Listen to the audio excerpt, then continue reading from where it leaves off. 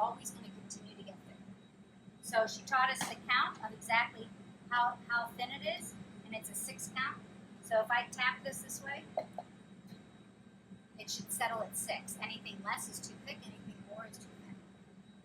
She taught us the details to make it just right. This is the rake, as you learned. So you always need to wipe the billing down. This is called a billing. Otherwise, it will stick. There's a whole process to creating the billing and seasoning the billing, and every so often we scrape it and we re-season it. It's quite the process. Pour a little batter on the billing.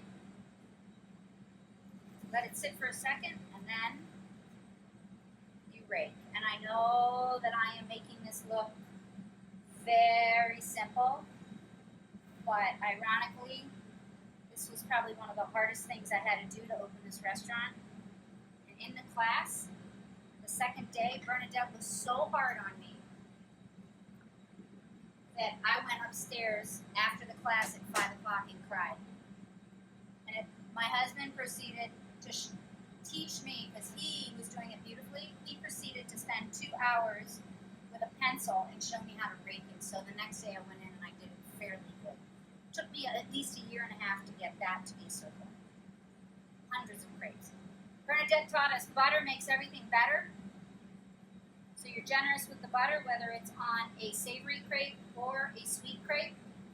But butter makes everything better is what I teach the kids. You're going to watch this. Is going to the perfect crepe is just thin enough so that it bubbles like this. You'll see the edges will get crispy.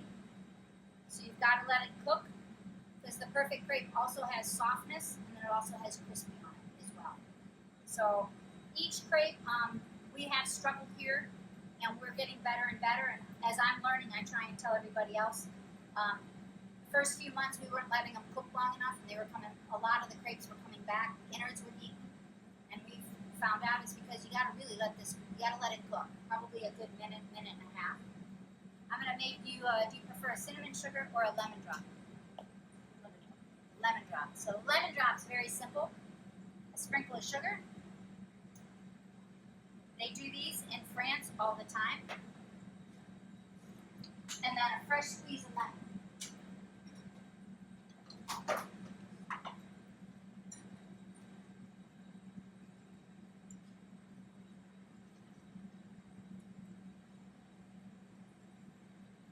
See how it's getting crispy over here? The edges. Should always look lacy. That tells you you've got enough oil on the filling.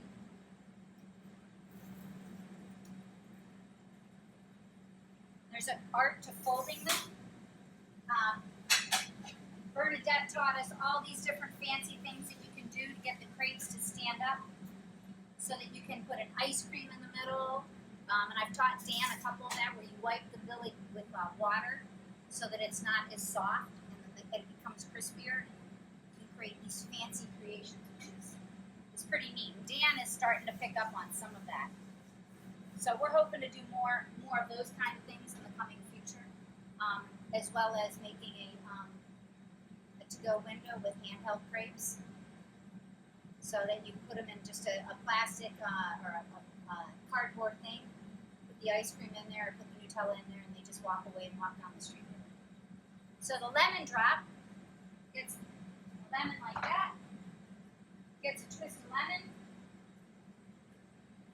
and a sprinkle of powdered sugar, because everything with powdered sugar tastes better. And voila.